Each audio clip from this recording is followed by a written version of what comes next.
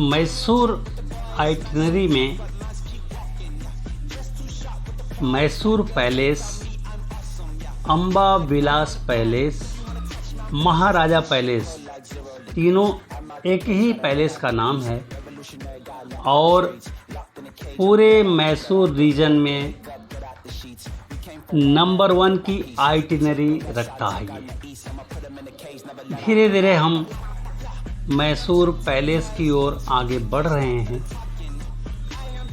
आपको मैं एक चीज़ बताऊं, मैं पूरे भारत में जितने भी पैलेस हैं यानी कि महल, उसमें मैसूर पैलेस नंबर 1 पर आता है। दूसरे नंबर पर लेक पैलेस उदयपुर का है, जिसको जल महल भी बोलते हैं। बहुत बड़ी खासियत यह है कि जल महल आम पब्लिक के लिए बंद है, उसका रूपांतरण होटल में कर दिया गया है। लेक पैलेस के अंदर यदि आप 1 नाइट का मिनिमम 40,000 है, यदि उतना आप पे कर पाते हैं तो आप लेक पैलेस में रुक सकते हैं और लेक पैलेस को देख सकते हैं और लेक पैलेस को एक्सप्लोर कर सकते हैं। लेकिन मैसूर पैलेस, अंबा विलास पैलेस, महाराजा पैलेस, ये तीनों नाम हमारे देश में मैसूर पैलेस को चरितार्थ कर रहा है कि ये वाकई में नंबर 1 पर है। और यहाँ पर प्रवेश के लिए मात्र 100 रुपया लिया जाता है और आम पब्लिक के लिए ये हमेशा खुला रहता है। अंबा विलास पैलेस यानी मैसूर का महाराजा पैलेस, इसका एंट्रेंस इंडियन और फॉरेनर के लिए 100 रुपीज़, बच्चों का 50 रुपये। आइए अंदर महाराजा पैलेस में चल के आपको दिखाते हैं।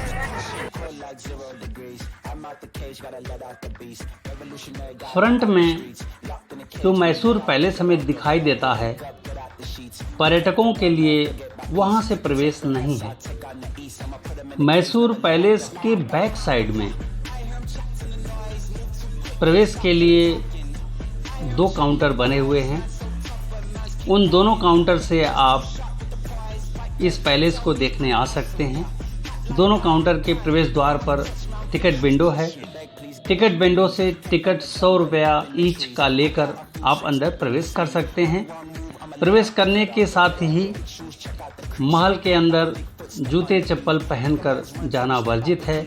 उसके लिए जूता स्टैंड ऑलरेडी एंट्रेंस के ठीक पहले लगा हुआ है, वहाँ पर जमा करके आप टोकन ले लीजिए। उसके बाद महल के अंदर प्रवेश करिए। अब हम महल के अंदर प्रवेश कर चुके हैं और महल के भित्ति चित्र में आप देखिए, ये सागौन की लकड़ी, महल का एक एक दरवाज़ा, महल का एक एक स्तंभ, महल का ये जो प्रांगण है, वाकई में इतना बढ़िया महल का ये स्वरूप हमने तो कहीं नहीं देखा। अगर आपने कहीं देखा हो तो ज़रूर हमें इनबॉक्स में ज़रूर बताइएगा।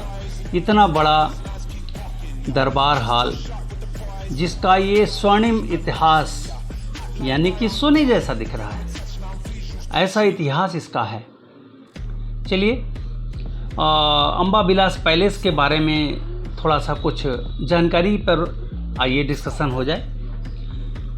इस अंबा विलास परिवार या ये कह लें अंबा विलास पैलेस में शाही परिवार आज भी रहता है। इस पैलेस के ठीक सटा हुआ शाही परिवार रहता है। हम उसको भी दिखाने का प्रयास करेंगे। यहाँ पर शाही परिवार के पुराने और आज के कुछ लोगों के फ़ोटो लगे हुए हैं। फ़ोटो के नीचे उनके नाम लिखे हुए हैं। आप ज़रूर पॉज करके इनके नाम को जानिएगा, पढ़िएगा। ये वाडियार डायनेस्टी का ऑफिशियल आवास है। यहीं से वाडिया डायनेस्टी ने पूरे मैसूर पर शासन किया है। इस महल का पूर्व दिशा चामुंडी हिल की तरफ है। और एक विशेषता मैं बताऊं, इस पूरे महल का आर्किटेक्ट हेनरी इरविन जी हैं, जिन्होंने इंडो सारासीनिक शैली में 1897 से बनने के लिए इसका प्रारंभ किया था। और ये महल 1912 ईस्वी में बनकर तैयार हुआ। हेनरी इरविन इस महल के आर्किटेक्ट हैं, लेकिन कंस्ट्रक्शन हमारे भारतीय इंजीनियर बीपी राघवुलु नायडू जी के देखरेख में हुआ है। और राघवुलु नायडू जी के देखरेख में ये पूरा का पूरा पैलेस 1912 ईस्वी में बनकर तैयार हुआ। आप पैलेस को देखते जाइए और मैं पैलेस के बारे में थोड़ा थोड़ा करके आपको बताता जाऊंगा। इस महल की ओनर आज के डेट में महारानी प्रमोदा देवी वाडियार जी हैं। ये महल मैसूर की स्काई लाइन है।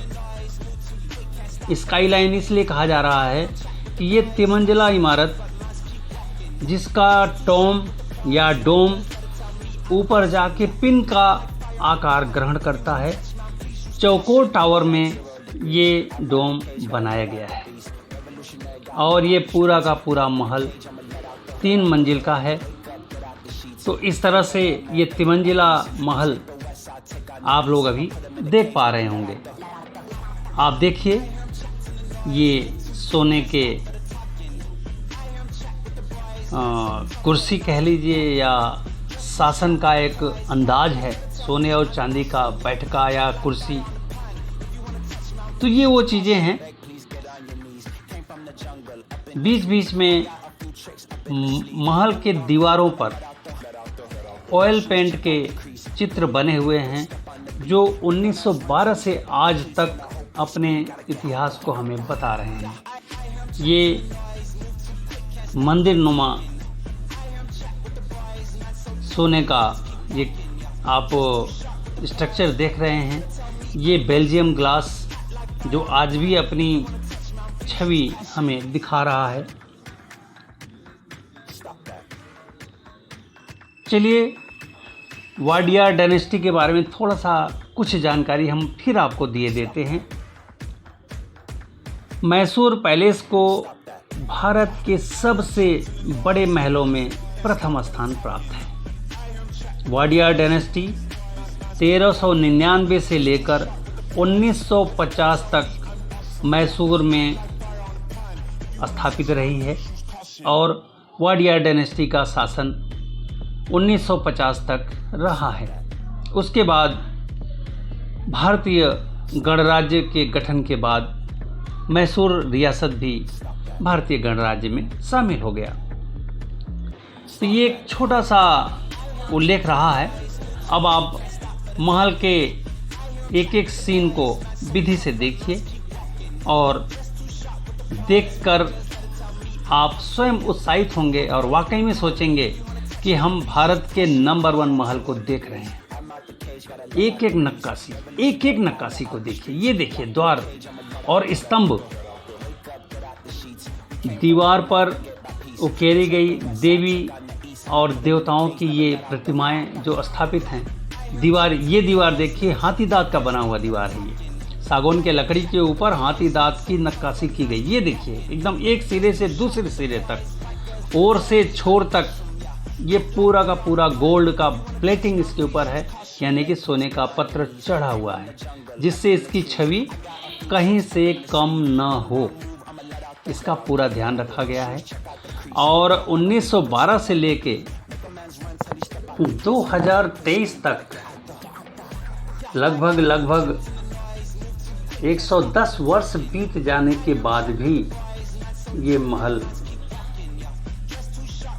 पहले जैसे बना था वैसे आज भी दिखाई देता है। चांदी के दरवाजे ऐसे बने हुए हैं जैसे लगता है कि चांदी की चमक 110 साल पुरानी नहीं, आज की है। धीरे धीरे करके इस महल की परिक्रमा हम लोगों ने पूरी किया। ये सामने हाथियों पर उसके मस्तक से ऊपर नीचे तक लगाए जाने वाले झूल आपके सामने हैं, और इस तरह से धीरे धीरे करके ये सामने आज के महाराजा, उनका चित्र बना हुआ है। और इसके बाद हम इस महल से बाहर आ जाते हैं, और इस महल से बाहर आने के बाद यहाँ के डायनेस्टी का कुछ मंदिर भी हमें देखने को मिला। जैसे प्रसन्न कृष्ण देव मंदिर आपके सामने है। ये भी वाडियार डायनेस्टी के आराध्य देव के रूप में सामने ये मंदिर है। लगभग 1399 से लेके 1950 तक का जो शासन रहा है वाडियार डायनेस्टी का, उसमें अलग अलग राजाओं ने अलग अलग मंदिरों का निर्माण किया। ये आवास यहाँ का रॉयल रेजिडेंस है। यहाँ पे शाही परिवार आज भी रहता है। आइए इसी शाही परिवार का एक दूसरा मंदिर जो सामने आपको दिखाई दे रहा है, हम वहाँ चलते हैं। ये मंदिर आपके सामने है, और जैसा कि मंदिर का नाम आप देख पा रहे हैं, अंदर मंदिर चलकर हम आपको पूरा दिखाते हैं।